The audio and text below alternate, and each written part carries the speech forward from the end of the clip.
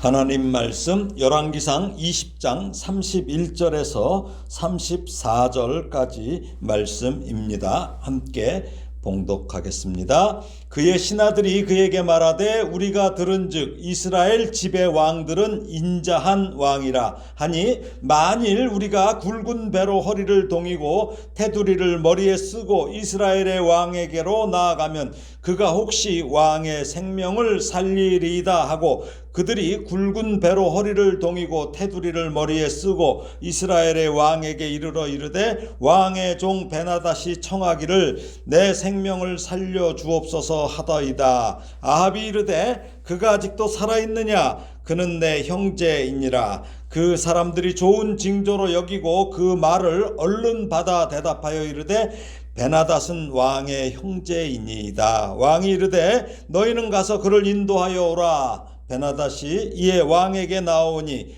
왕이 그를 병거에 올린지라. 베나닷이 왕께 아뢰되 내 아버지께서 당신의 아버지에게서 빼앗은 모든 성읍을 내가 돌려보내리이다. 또 내 아버지께서 사마리아에서 만든 것 같이 당신도 다메섹에서 당신을 위하여 거리를 만드소서. 아합이 이르되 내가 이 조약으로 인해 당신을 놓으리라 하고 이에 더불어 조약을 맺고 그를 놓았더라. 아멘.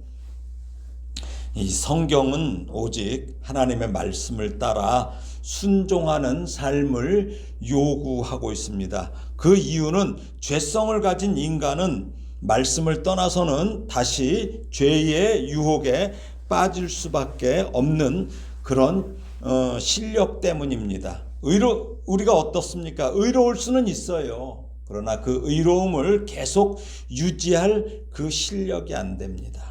우리도 사랑할 수 있습니다. 그러나 그 사랑을 계속 유지할 실력도 안 됩니다. 그러니까 가장 사랑한다고 하는 부부도 헤어지고 그러는 거예요. 그래서 그런 의로움과 사랑을 계속 유지할 수 있는 힘은 내가 아무리 노력해서 가질 수 있는 것이 아니에요. 그것은 외부에서 공급받아야 합니다. 오직 하나님의 능력으로만 그 공급이 끊어지지 않고 넉넉하게 그 공급받을 수 있음을 우리는 기억해야 합니다. 야고보서 1장 5절에 너희 중에 누구든지 지혜가 부족하거든 모든 사람에게 후히 주시고 꾸짖지 아니하시는 하나님께 구하라 그리하면 주시리라는 이 말씀처럼 하나님께 우리는 구해야 됩니다. 지혜는 어떤 걸까요? 하나님을 인정하고 하나님을 의지하는 것이 지혜예요. 오늘 아합이 지혜가 없어서 결코 타협해서는 안 되는 그 베나닷과 타협하는 모습을 보면서 우리는 오늘날 무엇과 타협하고 있는지를 돌아보는 시간이 되기를 바랍니다. 지난 시간에는 싸움에 패한 그 아람왕 베나닷이 도망하지요. 그래서 성읍의 골방으로 몸을 피합니다. 특히 아람의 군대에서 생존한 남은 자 27,000명이 성벽이 무너져서 죽는 장면은 과거 여리고성의 무너짐을 다시 기억나게 하지요. 그렇게 함으로써 너희는 내가 여호와인 줄을 알리라는 이 말씀을 하나님께서는 이스라엘과 온 천하에 알리시기 위함입니다. 그런데도 아합은 어처구니 없게 이 승리를 자기가 쟁취한 것이라고 착각하고 있습니다. 자, 31절 32절을 읽어보겠습니다. 그의 신하들이 그에게 말하되 우리가 들은즉 이스라엘 집의 왕들은 인자한 왕이라 하니 만일 우리가 굵은 배로 허리를 동이고 테두리를 머리에 쓰고 이스라엘의 왕에게로 나아가면 그가 혹시 왕의 생명을 살리리이다 하고 그들이 굵은 배로 허리를 동이고 테두리를 머리에 쓰고 이스라엘의 왕에게 이르되 왕의 종 베나닷이 청하기를 내 생명을 살려주옵소서 하더이다. 아합이 이르되 그가 아직도 살아있느냐? 그는 내 형제이니라. 아마 이 아람왕 베나닷은 자신이 이 꼴이 될 것이라고는 꿈에도 생각하지 않았을 것이에요. 그렇죠? 완전히 망했어요. 많은 군사로 이스라엘을 2번이나 침공하면서 모욕적인 요구 조건을 아합에게 내걸었잖아요. 그런 베나닷이 어때요? 지금 죽을 것이 뻔하게 생겼으니까 그 베나닷과 신하들은 뭐예요? 오직 살기 위해서 아합을 위시해서 이스라엘의 왕들을 어떤 왕이라고 들어요? 인자한 왕이라고 들었대요. 여기 인자한 왕 말라케 헤세드라는 말은 자비의 왕들이에요. 그러니까 조약을 존중하는 왕들이라고도 번역이 돼요. 조약을 존중하는 왕들. 예. 이 헤세드라는 말이 그런 뜻이에요. 예. 그러니까 은혜, 인자 이것뿐만 아니라 계약에서는 그것을 반드시 지키는 이 존중하는 왕들이라고 번역되는 거예요. 즉 아람과 이스라엘은 형제의 서약을 포함하는 조약을 맺었고, 그래서 베나닷의 신하들은 이스라엘 왕이 현재의 그 자기네들을 죽이려는 적대감 대신에 그 조약에 무게를 둘 수도 있다는 바람을 가졌다는 것을 알 수 있어요. 아니 자기네들은 조약을 존중하지도 않으면서 이쪽은 또 말라케 헤세드라고 인자한 왕이라고 이렇게 얘기를 하는 것 참 웃기죠. 이렇게 사람들은 자기의 형편에 따라서 말을 바꿔요. 요즘 정치인들 보세요. 서로가 얼마나 말을 바꾸고 그러는지. 그때는 그렇고 지금은 다르다 뭐 이런 식이죠. 예. 어떻든 지금 그렇게 작은 바람을 가진 그 베나닷의 신하들은 완전한 굴종의 표시로 굵은 배로 허리를 동이고 테두리를 머리에 쓰라고 이렇게 베나닷에게 제안하죠. 이렇게 하면 된다고. 이러한 행동은 무슨 얘기냐면 죄인이 용서를 빌거나 상대방에게 항복을 표시할 때 하던 고대의 그 관습적인 자세예요. 그 중에서도 특히 굵은 배로 허리를 동이는 것은 참회의 표시예요. 참회. 잘못했다 이거죠. 즉 자기들이 이스라엘을 침략해서 전쟁을 일으킨 것을 후회한다, 슬퍼한다는 표시예요. 그리고 허리를 동이는 것은 항복을 표시함과 동시에 설령 당신께서 엄격하게 우리를 벌하고자 할지라도 우리는 당연히 죽어야 합니다라는 표시예요. 또 테두리는 더 무서운 거예요. 테두리라고 나왔는데 사실은 올가미라는 의미의 헤벨이라는 말이에요. 그래서 영어 성경은 이걸 갖다 테두리를 뭐라고 했냐면 로프로 번역했어요. 그러니까 테두리를 머리에 쓰고는 그들의 목에 줄이 감겨 있었다는 의미예요. 이게 자연스럽죠. 그러므로 줄을 목에 걸었다는 것은 자신의 생사가 상대의 손에 달려 있음을 나타내는 것이에요. 그러니까 완전한 굴복을 의미하는 것입니다. 예, 그러고서 베나닷의 신하들이 배로 허리를 묶고 목에 줄을 걸고 아방에 가서 뭐라고 합니까? 왕의 종 베나닷이 목숨만은 살려달라고 간청을 합니다. 이렇게 말을 전하는 거예요. 왕의 종이란 말은 자신이 신하라고 하는 거죠. 그 자청하는 굴복의 표시에 앞서 아합이 베나닷에게 뭐라고 그랬어요? 내 주 왕이여 라고 이렇게 굴욕적 표현을 써야 했던 이스라엘 왕 아합이었는데 이제는 완전히 상황이 역전됐어요. 처지가 바뀌었어요. 그런데 이와 같은 엄청난 역전은 왜 그래요? 아합이 잘나서인가요? 아니에요. 이 베나닷의 교만과 불경건에 대한 하나님을 기껏 어디? 산의 신이라고 이런 불경건에 대한 하나님께서 징벌하신 결과입니다. 베나닷의 가장 비참한 모습이 뭐예요? 우리 뭐가 제일 불쌍할까요? 밥 달라고 하는 거요? 밥을 구걸하는 거요? 아니에요. 생명을 구걸하는 게 가장 불쌍해요. 내 생명을 살려주옵소서. 이처럼 비참한 이 베나닷의 간구는 한때 그렇게 기세 등등했던 그 베나닷의 그 오만하던 모습과 아주 좋은 대조를 보이죠. 이처럼 하나님께서는 교만한 자를 낮추어 티끌 속에 묻어버리시며 제 힘만 믿고 이 악한 계교와 횡포를 일삼는 자들에게 그들에게는 스스로 올무에 빠져들게 만드십니다. 오늘 놀랄 일들이 많죠. 아합의 반응이 더 놀라워요. 뭐라고 그럽니까?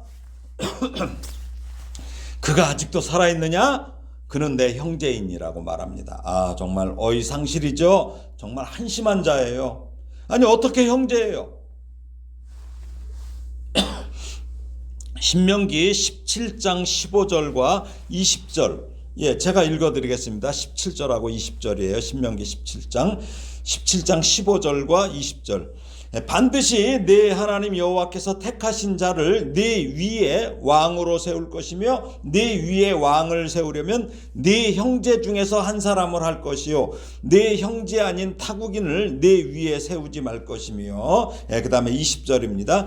그리하면 그의 마음이 그의 형제 위에 교만하지 아니하고 이 명령에서 떠나 좌로나 우로나 치우치지 아니하리니 이스라엘 중에서 그와 그의 자손이 왕위에 있는 날이 장구하리라. 무슨 말씀입니까? 이처럼 모세는 왕은 이스라엘 백성의 형제라는 거예요. 왕의 중심에 그가 다스리는 이스라엘 백성보다 높아져서 교만하지 않아야 한다고 말하는 거예요. 이 표현은 왕의 통치가 그 왕의 형제들인 이스라엘 백성들을 고려하지 않고 자기 위주로 자기 생각대로 정책을 세워서는 안 된다는 뜻이에요. 그러므로 아합의 형제는 이스라엘 백성들이죠. 베나닷이 형제가 아니죠. 그런데 아합은 그동안 자신의 형제들인 이스라엘의 선지자들을 죽이고 박해했더니 악한 자입니다. 더구나 이 베나닷이란 자는 누구예요? 아합에게 내 은금은 내 것이요 내 아내들과 내 자녀들의 아름다운 자도 내 것이니라며 조롱하며 이스라엘을 식민지화하려고 하여서 전쟁을 두 번이나 일으킨 자인데 어떻게 형제가 돼요? 예?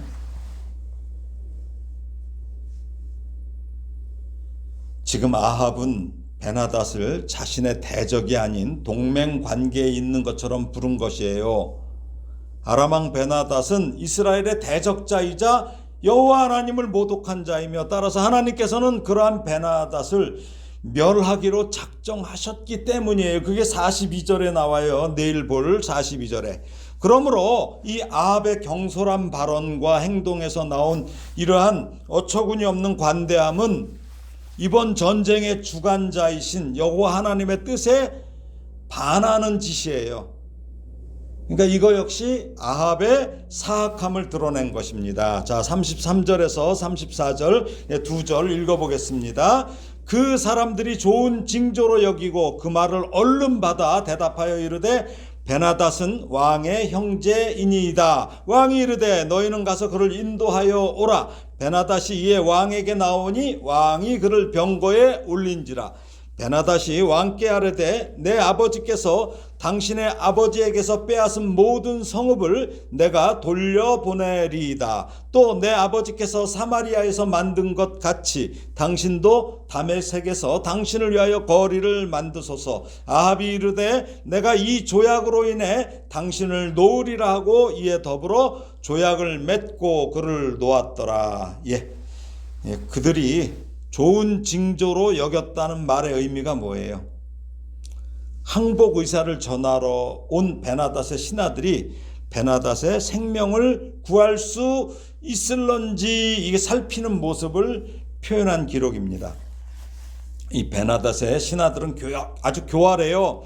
베나닷 이 신하들은 아합이 자신들의 왕 베나닷에 대해 그는 내 형제라는 말을 얼른 받아서 복창을 해요. 대답해요. 여기서 그 말을 얼른 받아 이 원어를 직역하면 그들이 아합이 방금 한 말을 즉시 포착했다는 뜻이에요. 이렇듯 베나닷의 신하들은 아합이 자신이 한 말을 철회할 수 없도록 얼른 그 말을 받아 되풀이함으로써 아합 왕으로서는 혹시 자신의 말을 이렇게 철회할 마음이 뒤집을 마음이 생기더라도 체면 때문에라도 뒤집지 못하게 철회하지 못하도록 한 것이에요. 아합이 베나닷을 자신의 병거에 태운 것은 또 무슨 짓입니까? 그와 동반자 관계를 나타내는 거예요. 베나닷과. 아니 이스라엘 하나님을 모독하고 이스라엘을 침략한 그 베나닷이란 자에게 아합은 새로운 형제 관계의 평등 협약을 맺어서 상호 군사 지원을 하고 무역로를 확보하고 상업 기회들을 생각한 아주 지극히 이거는 정치적이고 경제적인 처사였습니다. 아합이 이방의 이세벨을 왕비로 맞아들였죠. 그리고 또 우상 숭배를 자행하며 이스라엘의 여호와 신앙을 경시한 것은 하나님께 반역하는 아주 어리석은 행동이에요. 그런데 지금 아합이 베나닷을 자신의 병거에 함께 태우는 행동, 이거 역시 그의 어리석음을 다시 한번 드러내는 짓이에요. 먼저 베나닷은 자신의 부친 때에 빼앗았던 영토를 반환하겠다고 하면서 아합을 이렇게 기분 좋게 하죠. 그러면서 아합을 기념하여서 다메섹에 거리를 만들겠다고 그래요. 우리나라에도 이란에 테헤란로 이런 거 있잖아요. 그런 식이죠. 아합의 거리, 아함로라고 할까? 이렇게 만들겠다는 거예요. 근데 학자들은 여기서 말하는 거리를 도시의 특정 지역에 세워진 그 무역 시장으로 해석하고 있어요.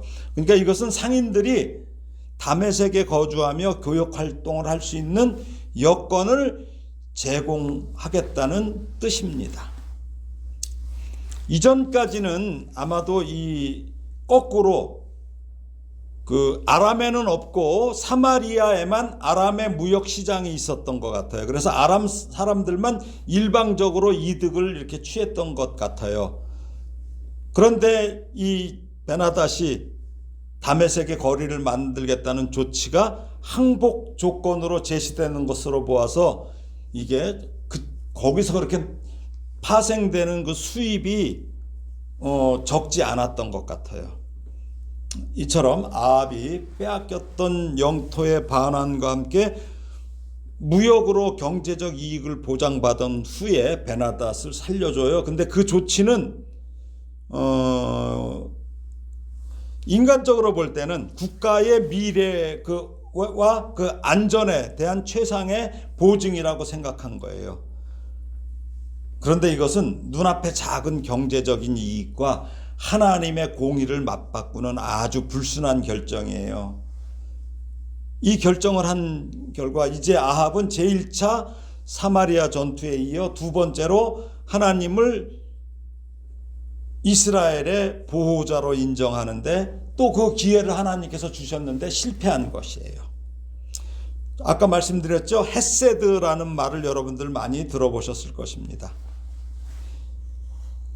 이게 두 가지의 뜻이 있어요. 크게 계약을 맺는 당사자끼리 잘 대해주자는 뜻과 한 번 맺은 계약은 오래 지속돼야 한다는 이 뜻이 있어요. 그래서 첫 번째 계약을 맺은 당사자끼리 잘 대해주자는 뜻에서는 인자, 자비, 사랑 이것을 의미해요. 그 다음에 두 번째 한 번 맺은 계약은 오래 지속돼야 된다는 의미에서는 성실, 신뢰, 변함없음 등으로 사용돼요. 그래서 오늘 목숨을 구걸하는 베나닷에게 아합은 헤세드를 지금 베풀고 있어요. 헤세드를.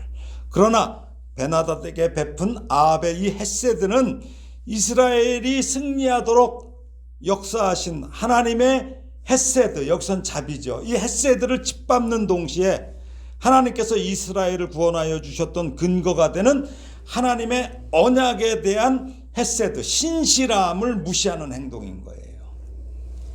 아합은 북이스라엘을 승리하도록 하신 하나님의 자비로운 행하심을 인정하여 하나님과의 언약을 신실하게 지켜야 돼요. 그러니까 어떻게 해야 돼요? 베나닷을 마땅히 죽여야 했던 것입니다. 더욱이 아합이 이르되 내가 이 조약으로 인해 당신을 놓으리라 하고 이에 더불어 조약을 맺고 그를 놓았더라. 이게 34절 하반절에 나온 기록처럼 아합은 베나닷과 조약을 맺고 그를 풀어줌으로써 아람과 북이스라엘 간의 전쟁은 일단락이 됐어요. 그러나 그렇게 전쟁이 완전히 끝나고 태평성대가 오는 것일까요?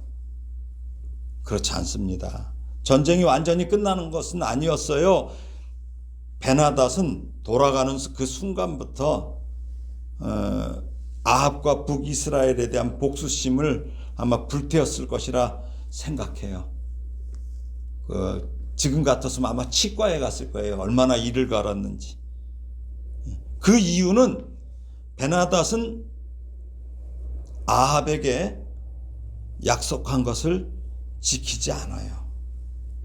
그래서 3년 후에 베나닷이 돌려주지 않은 영토인 길앗의 라못을 되찾으려 한 전투에서 베나닷은 오직 아합만을 죽이려고 아주 혈안이 되어 있었기 때문이에요. 그 22장 31절을 한번 볼까요? 22장 31절 한번 읽어볼까요? 예. 아람 왕이 그의 병거의 지휘관 32명에게 명령하여 이르기를 너희는 작은 자나 큰 자와 더불어 싸우지 말고 오직 이스라엘 왕과 싸우라 한지라. 오직 아합 한 놈만 잡으라는 거예요. 그러니까 결국 아합이 베나닷을 살려보낸 것이 화근이에요. 물론 북이스라엘이 군사력 싸움에서 이제 승리했어요. 베나닷의 많은 군대가 제거됐어요. 그래서 북이스라엘을 이렇게 위협하는 이 아람 군대의 그 줄기는 다 꺾어놨다고 할 수 있어요. 막 다 쳐버렸어요. 그러나 뭐가 남아있어요? 뿌리가 남아있어요. 뿌리가 남아있으면 잘린 줄기는 다시 자라날 수 있는 거죠. 하나님께서 명령하신 대로 아람 군대를 완전히 경멸하고 베나닷을 죽여서 뿌리를 제거했어야 되는데 그 얼마나 좋아요. 그렇게 하면 그 북이스라엘의 이 화근은 제거되었을 거예요. 화의 뿌리잖아요. 화근이. 예, 재앙의 뿌리가 제거됐을 거예요. 근데 가지만 꺾어놓고서는 지금 이러고 있어요. 가지가 눈앞에 안 보이니까. 가지만 안 보이니까. 물론 뿌리도 못 받겠지만. 말씀을 정리합니다. 아합은 하나님의 말씀보다 자신의 정치적인 판단을 앞세운 인물이에요. 긍휼을 베풀 자와 제거할 자를 구분하지 못해서 결국 타협해서는 안 될 자를 내 형제라 부르며 살려줄 뿐만 아니라 그에게 호의를 베풀고 조약을 맺어 자기의 명예와 경제적 이익을 챙긴 것입니다. 하나님께서는 아합에게 하나님을 알도록 승리를 주셨지만 아합은 그 승리를 자기의 명예와 경제적 이익을 추구하는 데 이용했던 것입니다. 이런 자를 미련한 자라고 하는 거예요. 미련한 자.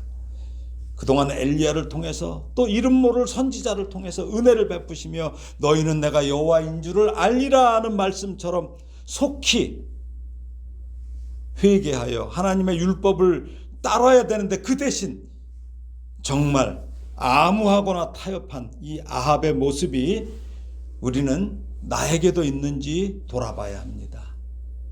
내 자신에게도 그런 모습이 있는지, 과연 나는 무엇과 타협하고 있나? 하나님의 말씀보다 어떤 세상의 이득이나 여러 가지 이런 부분에 내가 더 예민해져 있는가 돌아보셔야 됩니다. 이런 일을 분별할 수 있는 지혜를 어디서 찾아야 돼요? 오직 말씀에서 찾아야 됩니다. 그 다음에 그런 도전이 올 때 기도해야 됩니다. 그래서 기도로 응답받는 그러한 성도가 되기를 예수님의 이름으로 축원합니다. 아멘.